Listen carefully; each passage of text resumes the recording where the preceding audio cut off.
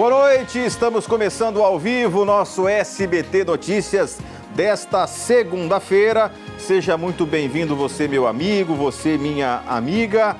Segunda-feira já estamos aqui, 25 de agosto de 2025. Imagens belíssimas na tela para você que está assistindo agora ao nosso programa. Imagens da Avenida do CPA, trânsito fluindo bem neste momento. Um pouco de congestionamento ali próximo à rotatória, próximo ao retorno ali próximo à Mecor, mas o trânsito vai seguindo bem no sentido centro e também no sentido bairro, levando em conta as obras que temos naquela região. O trânsito está fluindo, não está parado, né? Boa noite para você que nos acompanha, para você que está sempre com a gente. É sempre um privilégio ter você aqui no SBT Cuiabá, participando com a gente, escrevendo, mandando a sua mensagem de texto, sua mensagem de áudio, a sua foto, registrando a sua audiência. É um prazer imenso ter você aqui com a gente. E a gente vai abrir a edição de hoje do SBT Notícias falando da polêmica envolvendo a UFMT e o prefeito de Cuiabá, Abílio Brunini. Isso porque o prefeito Abílio usou as redes sociais para pedir desculpas à reitora e à UFMT. Vamos ver. Bom, primeiro eu tenho que começar esse vídeo dizendo que não é bom eu atacar uma instituição como a UFMT chamando de bosta. Não é bom.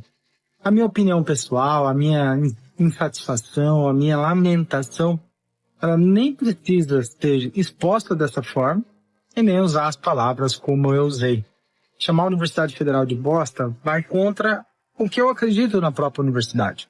Eu sou o deputado federal que mais mandou emendas para a Universidade Federal do Estado de Mato Grosso. Sou um deputado de direita que mais mandou emenda para a Universidade Federal.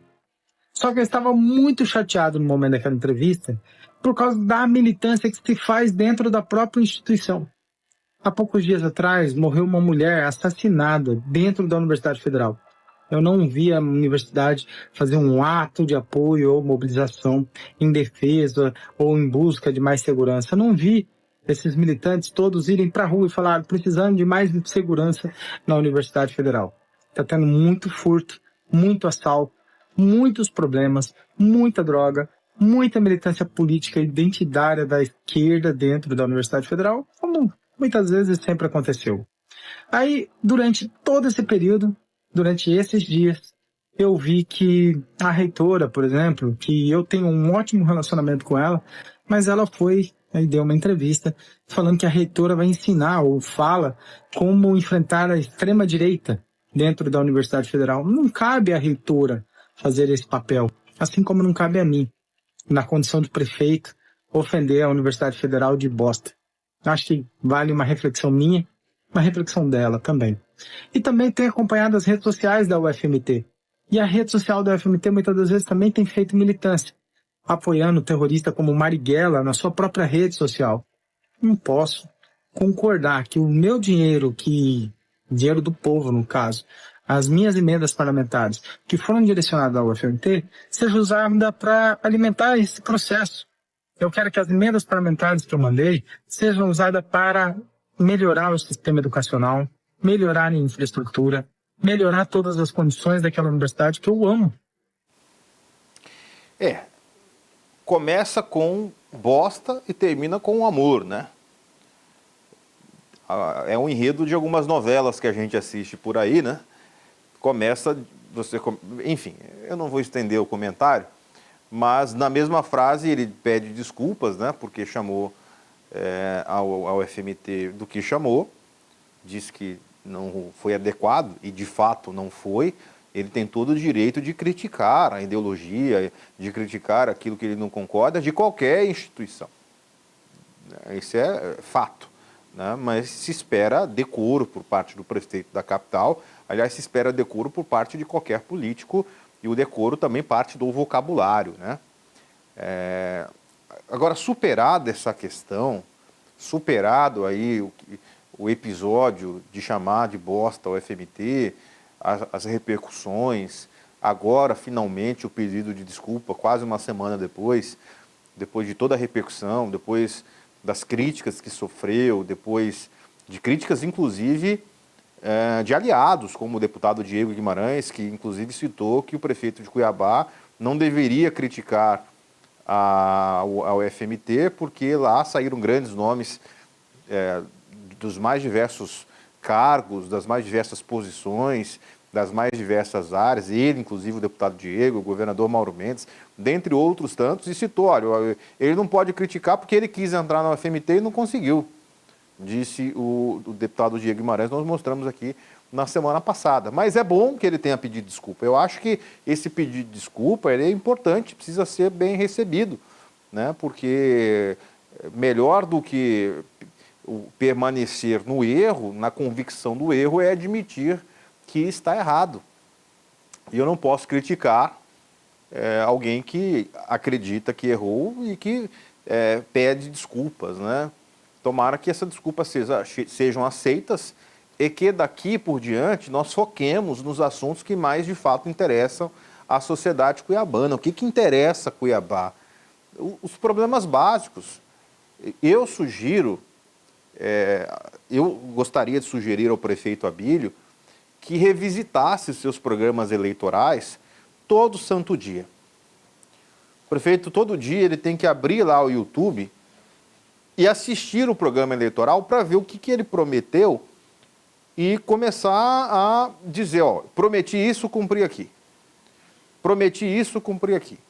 Porque só falar do passado, só falar do Emanuel Pinheiro e só criar todo dia um barulho novo, isso cansa. A gente vai entrando numa espiral, né? Porque você sai de um todes, aí vem para a bosta do FMT, depois vai para a briga com a Vânia, depois vai não sei o quê, todo dia um negócio. A expectativa é qual vai ser a polêmica desta semana. E eu quero ver o prefeito, e eu tenho respeito pelo prefeito e torço para que ele faça uma grande administração para que o prefeito Abílio seja o melhor prefeito que ele possa ser. É claro que ele é bem intencionado, eu imagino que ele seja bem intencionado. Agora, além da boa intenção, é preciso ter bom senso de entender que promessas foram feitas, compromissos foram feitos, precisam ser cumpridos. Agora, além das promessas e dos compromissos, que eu espero que o prefeito as cumpra, é necessário ter uma compreensão de que já temos problemas demais. O município está aí com os mesmos problemas. E eu imagino que tenham muitas coisas boas também acontecendo. E isso precisa ser mostrado. No último programa que eu apresentei, foi na quarta, né? Na quarta-feira, eu fiz aqui 2 elogios ao prefeito por 2 declarações que ele deu numa entrevista falando de coisas de Cuiabá. A questão da possibilidade de fazer o leilão das sobras dos condomínios, que poderia arrecadar até 80 milhões de reais. Elogiei essa fala. Elogiei também aqui o prefeito quando ele disse do cancelamento do empréstimo dos 138 milhões de reais que foram contratados via uma lei aprovada na gestão anterior. Que bom que cancelou. Que bom, parabéns, é isso. O que nós queremos é um prefeito que faça menos polêmica e entregue mais resultado. Ele tem o direito de fazer as polêmicas que ele quiser. Eu prefiro sem polêmica e resultado. Mas se tiver polêmica com resultado, também está de bom tamanho. Quer fazer a polêmica? Faz, é o direito dele. Agora, precisamos de resultados. E tem boas coisas acontecendo. Eu conversei dias atrás com alguns secretários do prefeito, e mesmo alguns com limitações de entrevistas, com limitações de poder falar e até de ação, ainda estão animados, focados, querendo entregar o melhor de si. Querendo entregar o melhor de si para a administração pública. E é o que a gente espera, que essa fogueira ela não apague. Porque uma vez que o secretário desanima, o time desanima. Então eu torço, não é só o Igor, Cuiabá torce. E no fundo, até quem votou contra o Abílio, até quem votou no Lúdio, torce para que ele vá bem. Porque é uma autofagia, você querer que o prefeito vá mal, porque se ele for mal, Cuiabá vai mal. Algumas pessoas me perguntam, Igor, Você torce para que o presidente Lula vá bem? Claro! Eu torço para que ele vá muito bem. Eu torço para que o presidente da República acerte mais do que erre. Porque nós vivemos onde? No Brasil. Eu não posso torcer contra. Eu posso não concordar com um monte de coisas que ele pensa. Eu posso não concordar com um monte de coisa que ele faz. Mas isso não significa que eu não vou torcer para dar certo. Eu quero que dê certo. Seja ele, seja qualquer outro nome. Foi eleito, tem que governar. Agora, governar com tranquilidade, com responsabilidade e cumprindo aquilo que prometeu. A responsabilidade de um governante é algo sem tamanho. Eu já convivi com muitos políticos, com muitos governantes, e a responsabilidade é gigante, porque nos seus ombros está uma cidade, um estado, um país. E agora, a responsabilidade, ela é não só no sentido da palavra em si, mas também ela requer atitude, ela requer ação, ela requer uma série de medidas para que você acerte mais do que erre. E no final do mandato é que isso é avaliado. Nós já tivemos políticos que não foram reeleitos, nós já tivemos políticos que foram derrotados porque a sua avaliação pessoal não era boa. Então eu torço, eu gostaria muito que o prefeito Abílio acertasse mais do que errasse, fizesse mais do que falasse. Tomara que ele faça isso, dá tempo, são apenas 8 meses de mandato. O governador Mauro Mendes criticou o filho do ex-presidente Jair Bolsonaro, o Eduardo Bolsonaro. Na verdade, não foi o Eduardo que ele criticou, foi o Carlos, né? Foi o Carlos que falou, chamou os governadores de direita que se encontraram lá em Brasília de rato. Foi o Eduardo ou foi o Carlos? Eu acho que foi o Carlos, se eu não me engano. Foi o vereador lá do Rio de Janeiro, Carlos Bolsonaro. Porque teve um encontro que nós mostramos aqui na semana passada, vocês se lembram, dos governadores de direita, todos eles, lá em Brasília. Estava lá o Ratinho Júnior, estava o Jorginho, estava o Caiado, o Tarcísio, estava quem mais? O governador de Brasília, Mauro Mendes, estou esquecendo de monte. Tinha vários governadores lá, mais de uma dúzia de governadores. E aí, nesta reunião, se falou evidentemente sobre política, não houve uma crítica ali à esquerda, mas sim em uma união dos governadores de direita contra o governo federal, contra o governo do presidente Lula.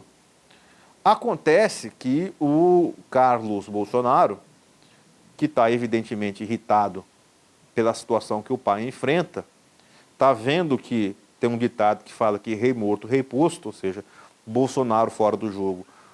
Os governadores que têm poder, que têm influência, que têm voto, vão se organizar para ter um candidato na eleição do ano que vem, ficou chateado e fez uma crítica aos governadores, chamando-os de ratos. Pois é, Mauro Mendes, ao ser perguntado sobre essa declaração, respondeu.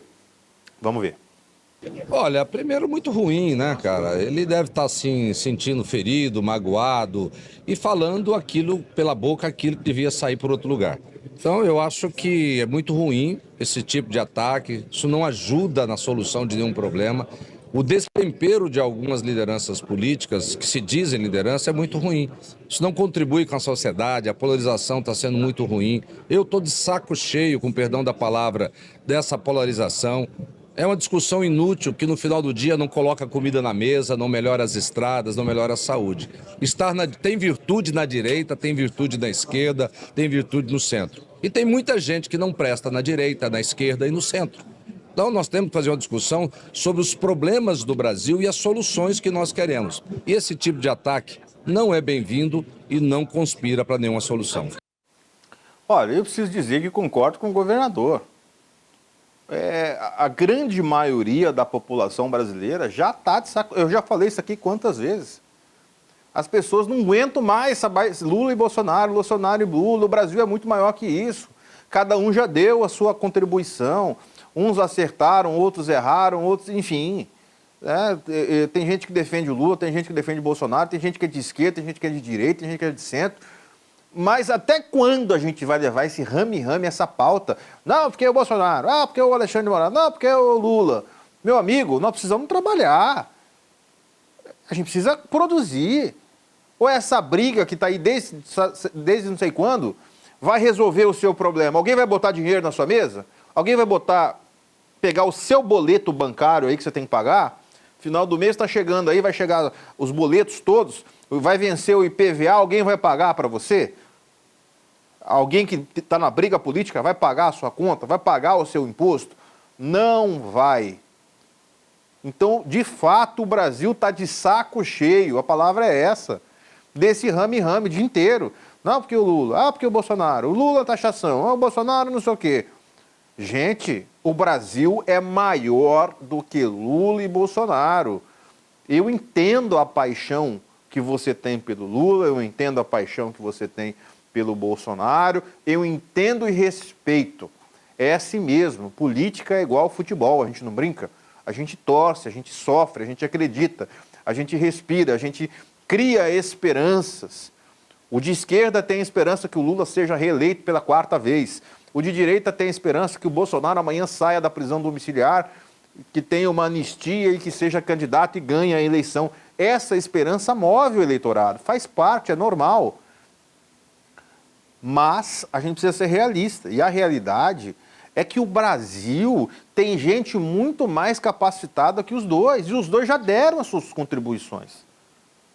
Errando ou acertando, são realidade ou são passado. O Lula está aí como presidente, pode ser candidato a tentar o 4º mandato. A direita vai tentar se reorganizar, porque vai ficar esperando o Bolsonaro sair, e se o Bolsonaro não sair? Se não sair, e deve não sair, vai ficar sem candidato. Então os governadores estão se organizando. Então, beleza, nós vamos ficar torcendo para o Bolsonaro sair, o Bolsonaro não sai, fica lá preso e o Lula ganha de lavada, sozinho. Os governadores estão corretos em buscarem um novo caminho, estão corretos em organizar, porque se ficar esperando, não vai ter, não vai resolver. E a gente tem que parar aquele detalhe, vamos sonhar com o olho aberto. Quer sonhar? Sonha com o olho aberto. O que o cidadão precisa? De estabilidade. O país precisa de estabilidade. E hoje nós estamos vivendo um momento de crise institucional. E aí não vou entrar no mérito de culpados, né? Porque aí cada um pode achar o seu culpado. Uns vão achar que é a direita que tentou o golpe, outros vão achar que o golpe é do Supremo Tribunal Federal, que é o Alexandre de Moraes que está fazendo uma ditadura do judiciário. Cada um tem sua opinião. Uns com razão, outros sem, aí não interessa. Mas o que a gente precisa tirar é que o Brasil é maior do que todos eles. O Brasil é maior do que Lula, o Brasil é maior do que Bolsonaro, o Brasil é maior que Alexandre de Moraes, o Brasil é maior que o STF, o Brasil é maior do que todos os políticos, porque eles passam. Vamos lembrar do Getúlio Vargas, governou o Brasil por mais de 20 anos. Deu golpe, voltou, depois foi eleito, começou como de direita, depois terminou como de esquerda, criou o PTB, criou as leis trabalhistas, depois, infelizmente, se matou. Quantos anos o Getúlio Vargas foi presidente? O Brasil sobreviveu ao Vargas, sobreviveu a Juscelino Kubitschek, que foi um grande presidente, sobreviveu os anos de chumbo do regime militar e continua. Isso também vai passar. Acontece que as pessoas já estão ficando, não aguento mais esse assunto. E aí? Eu quero empreender, eu quero trabalhar, eu quero pagar minhas contas, eu quero montar uma empresa, eu quero montar um negócio, eu quero ter tranquilidade, quero ganhar dinheiro, quero poder assegurar aos meus filhos um futuro melhor. Então, a sociedade, de uma maneira geral, já está ficando cansada. Cansada dessa polarização que as pesquisas indicam que existe, que as pesquisas indicam que vai continuar, e que ela só vai deixar de existir se a direita não tiver candidato, porque a esquerda vai ter candidato que é o Lula. E enquanto a direita ficar insistindo que o candidato é o Bolsonaro, Bolsonaro não vai ser libertado. Está aí, é uma realidade. Não vai. Ele vai ficar preso, vai ser condenado e preso, concordando ou não com isso. E aí os governadores estão correndo atrás para ver o que acontece. 18 horas e 20 minutos, mudando de assunto, o presidente, mudando mais ou menos, né? A gente vai falar de política ainda, porque o presidente nacional do PP, do Progressistas, o senador Ciro Nogueira, ele esteve aqui em Cuiabá recentemente e ele disse que os integrantes do partido estarão proibidos de ocuparem cargos no governo Lula. Vamos ver. Se dependesse de mim, da senadora Tereza e da senadora Margarida, eles não tinham nem entrado. Mas nós estamos agora, nós vamos nos próximos dias, assim que aprovarmos a federação no TSE, vamos reunir os dois partidos e proibir qualquer membro do nosso partido sobre risco de expulsão pertencer a esse governo, que nós não acreditamos, não temos a menor sinergia, nem defendemos as suas bandeiras. Não temos nada a ver com esse governo.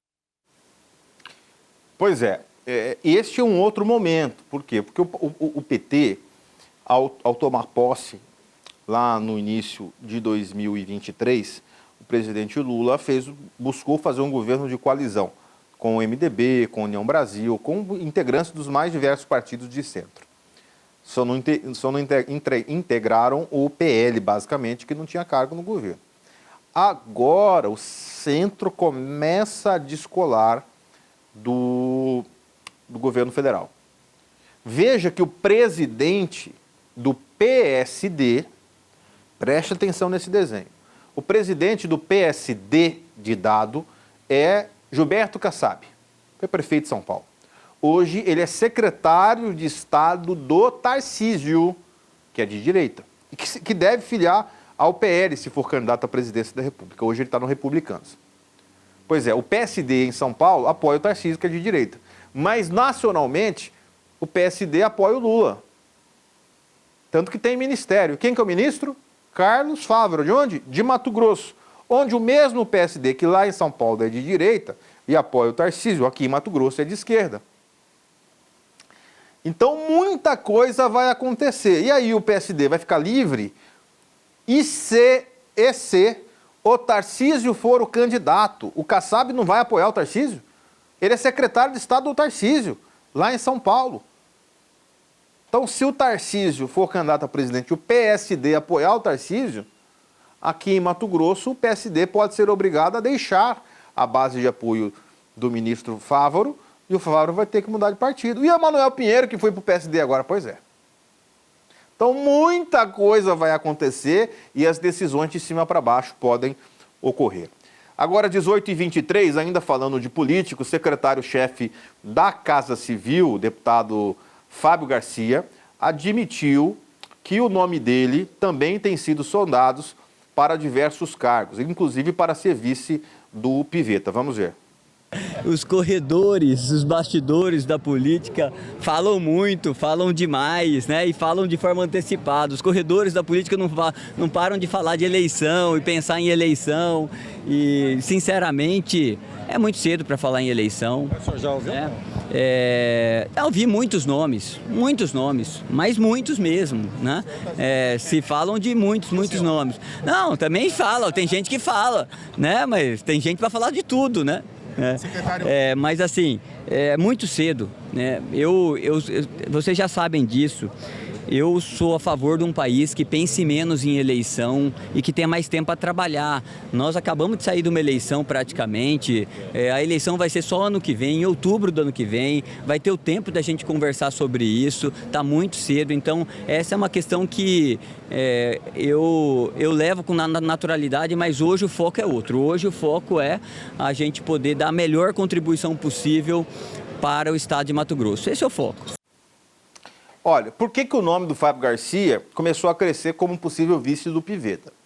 Porque até então, o Otaviano Piveta, vice-governador, pré-candidato ao governo, e candidato natural, caso o governador Mauro Mendes renuncie ao mandato, ele é o candidato do governo, ponto. Ele buscava uma aproximação com o PL, inclusive com a possibilidade do Zé Medeiros estar na chapa, né? Seria Piveta, Zé Medeiros e Mauro Mendes, o PL indicando o Medeiros ao Senado, indicando uma candidata a vice. Provavelmente seria ali a vereadora Samanta. Tudo estava combinado, conversado. Apesar de negarem, estava conversado. Dito isso, o Valdemar da Costa Neto determinou que o PL não pode apoiar candidaturas de outros partidos e indicou que se coligue com o MDB. O MDB que apoia o Lula ainda, viu? Você vê que o Valdemar está mais preocupado com o PL dele, com ele, do que com o Bolsonaro em si. De novo isso. Com a aproximação do MDB, da deputada Janaína, que assumiu a presidência semana passada, e o distanciamento surge a possibilidade do Fábio Garcia ser o candidato a vice do Otaviano Pivetta aqui em Mato Grosso, com Mauro como candidato ao Senado, e aí volta o Jaime como candidato ao Senado também. Repito, todo dia um fato novo, porque as peças estão sendo mexidas. E quais são os principais ventrílocos dessas peças? Brasília, Nacional, o Ciro Nogueira, o Valdemar da Costa Neto, o Baleia Rossi, são os nomes que comandam os partidos nacionalmente, porque eles estão muito interessados, não em Mato Grosso, mas nas eleições do Congresso Federal. Hoje, um dirigente partidário, ele prefere ter um senador do que um governador, porque o governador pode trocar de partido a qualquer hora. O senador da República é um voto de peso, aumenta o fundo partidário, aumenta a representatividade, o poder de barganha do partido no Congresso com quem está na presidência da República, independente de quem seja. Então, os presidentes de partido, eles preferem investir dinheiro, e aí é dinheiro do fundo eleitoral, do fundo partidário, em campanhas a deputado federal e a senador, menos ao governo e menos ao deputado estadual, por esse motivo. Então, a preferência dos partidos é que eles ganhem a eleição para os cargos que são representativos em Brasília. Falando ainda em política, o senador Wellington Fagundes admitiu a possibilidade do PL compor com União Brasil e o PP numa majoritária. Mas tem um detalhe.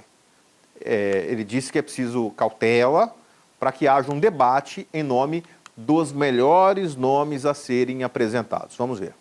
Nós estamos discutindo como nós vamos construir uma oposição a esse governo. Agora, quem serão os candidatos, isso é com calma. Vamos amadurecer esse trabalho. Então, primeiro nós temos que pensar, né? Nacionalmente, temos que pensar no Brasil. Agora, aqui também nós vamos construir, em Mato Grosso, o melhor caminho. E coligações, convenções serão ano que vem.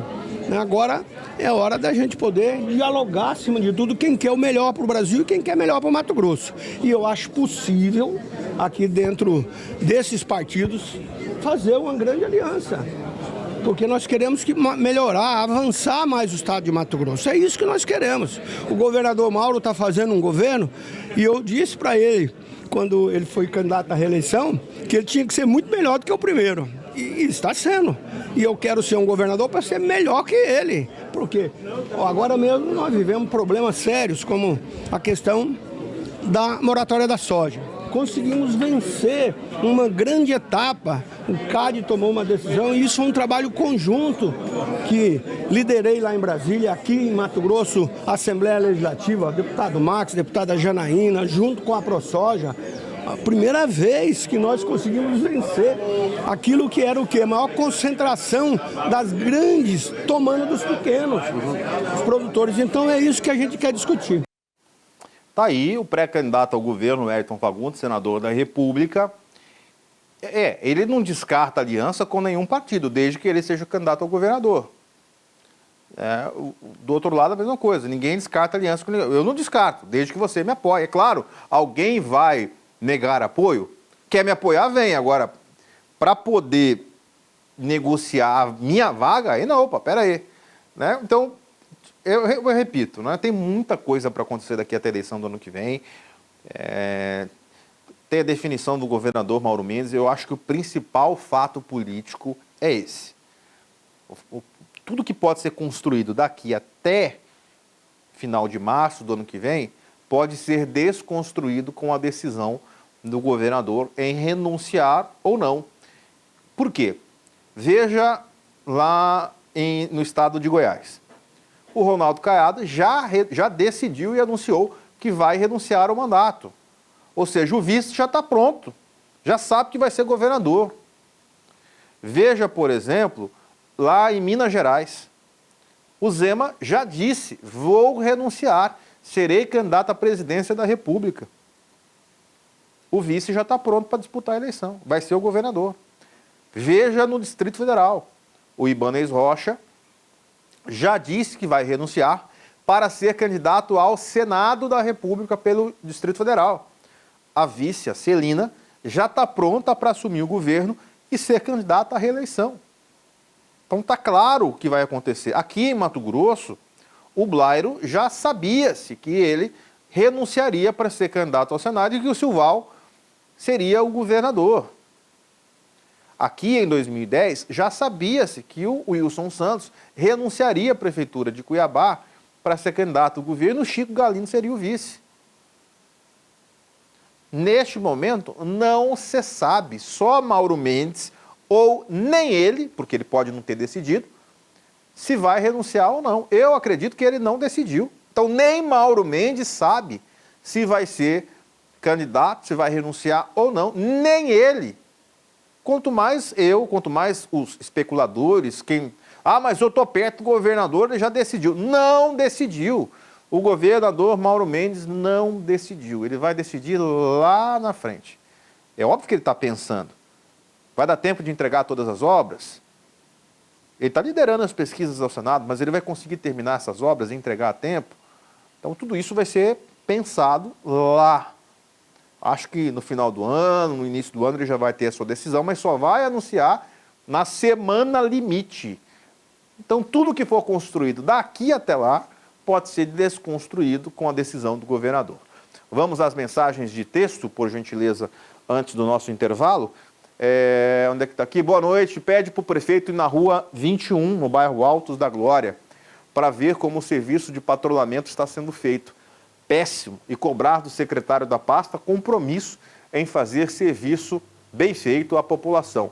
Tem o vídeo da rua. Está reclamando que o patrulhamento lá no Altos da Glória, na rua 21, não está de boa qualidade. A reclamação do nosso telespectador. Se quiser mandar o vídeo, pode mandar que a gente põe no ar.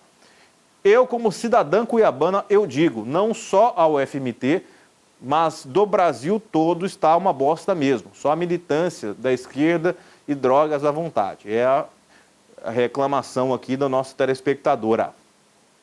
Boa noite, Igor. Semana passada eu cobrei 2 vereadoras e pedi explicações a respeito dessa situação dos carros de luxo. Ambas responderam para não acreditar na imprensa, vereadora Mara e vereadora Michele Alencar. Eu respondi que a imprensa só divulga quando apura a situação.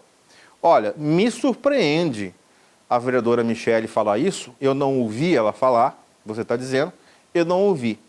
Mas me surpreende a vereadora Michele falar para não acreditar na imprensa, porque, se eu não me engano, ela trabalhou a vida inteira com a imprensa. E ela sabe como funciona. Então, gostaria, com o respeito que tem uma vereadora, que, aliás, faz um grande mandato, tanto que foi reeleita, bem reeleita. O seu esposo, o vereador Jefferson, que é meu amigo, faz um grande trabalho no esporte, já fez no esporte. Não acredito que ela tenha falado isso. Se falou, tem que fazer igual a Bíblia, pedir desculpa porque ela é da imprensa. Então, mas eu não acredito que ela tenha falado que não é para acreditar na imprensa, porque ela vai generalizar e vai chamar todos os seus colegas, onde ela trabalhou e trabalha, de mentirosos. Está me chamando de mentiroso, está chamando os veículos de mentirosos? Acho que não. Espero que não. Mas obrigado pela sua colaboração. Mais mensagem ou intervalo? Boa noite, muito bom ouvir esse jornal, muito bem esclarecido. Obrigado pela mensagem, quem mandou. Pessoal, vamos lembrar de colocar o nome no final da mensagem para eu poder agradecer a sua audiência. Então, quando você mandar a mensagem assim, põe aqui, ó, aqui é fulano do bairro tal, que aí eu posso registrar e mandar um abraço para você. Áudio. Boa noite, Igor. Boa noite. Eles falam só de Bolsonaro, Lula, mas não falam do INSS que foi roubado, né? Ninguém pega ninguém, né? É esse que é o problema, né? Ninguém resolve nada do INSS, fica todo mundo calado. Brasil, né? Dá tempo para mensagem ou intervalo? Vamos lá, mensagem. Meu nome é Ailton, eu moro aqui no bairro Bela Vista e eu vi o comentário do vosso presidente, né, Lula, falando a respeito dos pretos aí, e eu estava, já questionei em várias emissoras aí, ninguém pegou e respondeu. Eu queria ver com o Igor, se o Igor pode pegar e dar uma implicação. Se eu chamar o meu vizinho de preto, banguelo, sem dente, eu sou preso. E o presidente da República pegar e falar o que ele pegou e falou e não fazer nada, aí é brincadeira, né? Eu já tentei pegar e entrar em outra emissora aí, mas não deram muita atenção ao caso, tá? Mas é uma questão minha, porque meus parentes, a maioria, tudo é moreno, tudo é preto, é negro. E aí a gente vê umas coisas dessas, né? Tá? Só uma questão minha. E Igor, ó, gosto de você demais, rapaz do céu.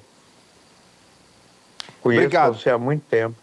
Obrigado, meu amigo. Obrigado pela sua mensagem. Com relação ao vídeo que você está falando, ele circulou nas redes sociais no final de semana.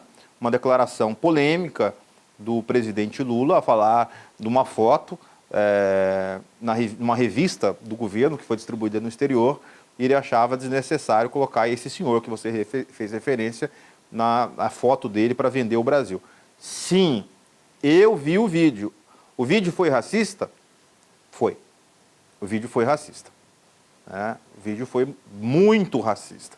Mas talvez o racismo do Lula seja diferente do racismo de outras pessoas.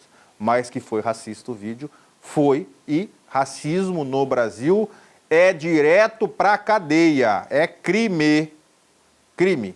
Intervalo e voltamos. Muito bem, já estamos de volta nesta segunda-feira. O bom de segunda-feira é o ânimo dessa equipe trabalhando com toda energia, com todo o gás. Parece aqueles times de futebol quando joga no domingo, segunda-feira, sabe? Chega animado para treinar, né? Já pensou treino depois do jogo? Oh, coisa boa, né? Quem ganhou? O Palmeiras está ganhando de quem? O São Paulo atropelou o Atlético. Ninguém segura o São Paulo, pode anotar aí. Campeão da Libertadores 2025, São Paulo, tricolor paulista. Pode escrever aí, né? Se for campeão, eu venho com a camisa do São Paulo. Vou apresentar com a camisa do São Paulo. Pode anotar aí, sem blazer, sem nada. Mas vamos falar do frio? Já foi embora, né? Mas o frio pegou os matogrossenses de surpresa neste final de semana. E quem foi para Chapada aproveitou o clima mesmo. Quem aproveitou porque já foi embora. Põe no ar a matéria. O frio atraiu turistas para a Chapada. A cidade ficou lotada neste domingo, cada um se protegendo do vento gelado de um jeito. Os termômetros marcaram 15 graus na noite deste domingo. Hotéis e restaurantes ficaram lotados, aquecendo o comércio local. Em Cuiabá, o sol até ameaçou dar as caras pela manhã, mas logo foi encoberto pelas nuvens. Hoje, a máxima prevista é de 26 graus em Cuiabá. Tá até surpresa, nem trouxe agasalho, não trouxe nada, cara. Não imaginei, tanto que nem trouxe blusa. Então, já imaginei que estaria quente. Chegou aqui, foi a surpresa. Os termômetros só devem ultrapassar os 30 graus na tarde de quarta-feira, quando a frente fria que veio da Argentina perde força. Na sexta, calor intenso, máxima de 39 graus. E o próximo final de semana deve ser quente. No sábado, os termômetros devem marcar 40 graus e 38 no domingo. Nós já estamos chegando em setembro, hein? Já no inverno. Que inverno prolongado é esse, rapaz? Eu tomei uma surpresa na hora que eu cheguei aqui com as temperaturas nesse nível aqui. Eu até pesquisei para ver como que está o tempo. Chega aqui, o clima tá frio, ventando, né? Mas faz parte, né? Hoje ainda amanheceu um cadinho frio, né? Mas já foi embora. Não deu nem tempo de fazer nada, né? Frio em Cuiabá é igual a boa fase do Corinthians, né? Dura um jogo, no outro, ganhou uma, Corinthians ganhou, é igual o frio em Cuiabá. Pode ter certeza que no outro dia já foi embora, acabou. 18h41, para onde que eu vou? Mensagem de texto ou MT Play? Põe o MT Play aqui, na tela, por gentileza. Falei mal do Corinthians, ele demora para apertar o botão, né? Deputada de Mato Grosso pede pena de morte para feminicidas. Está aqui uma declaração polêmica da deputada Janaína Riva. Vamos ler aqui o que disse a deputada. Pode subir a matéria, por gentileza, para a gente ler o texto aqui. Se o Diego ajudar, a gente vai conseguir ler, né? Aí, obrigado, Diego. Voltou o namoro, Diego? Você está num desânimo hoje? O que aconteceu? Voltou o namoro? A deputada estadual Janaína... O assunto é sério, gente. Vamos lá. A deputada estadual Janaína Riva disse que o feminicídio da fonoaudióloga Ana Paula Abreu evidencia a urgência de medidas mais rígidas no combate à violência contra a mulher em Mato Grosso, estado que lidera proporcionalmente os índices deste crime no Brasil. A deputada destacou que apenas 4 dias antes do crime, Ana Paula havia feito uma homenagem ao marido nas redes sociais, chamando-o de homem da vida dela. Infelizmente, o feminicida não tem cara, não tem classe social, não tem cor. Ela ressaltou a importância da denúncia em casos de agressão verbal, física, psicológica e financeira, e que é preciso denunciar para que possamos rastrear as mulheres que estão em maior vulnerabilidade e risco de violência. Janaína também criticou a eficácia das penas atuais e defendeu a discussão de medidas mais severas, inclusive a pena de morte e a prisão perpétua no Brasil. Não há outro caminho. Deixa eu dizer uma coisa.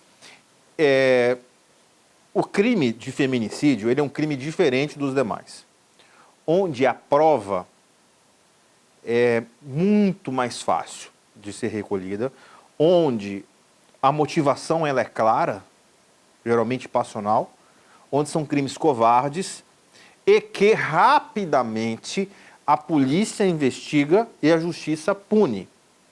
Acontece que estas punições, e aí a gente não consegue entender por que esse número aumenta, leva a aumento de casos, não só aqui em Mato Grosso, mas também em outros estados. É fato que o aumento de pena e medidas mais duras, como a prisão perpétua, precisam ser, no mínimo, discutidas aqui no Brasil. Boa noite para você, fique com Deus, um forte abraço e até amanhã.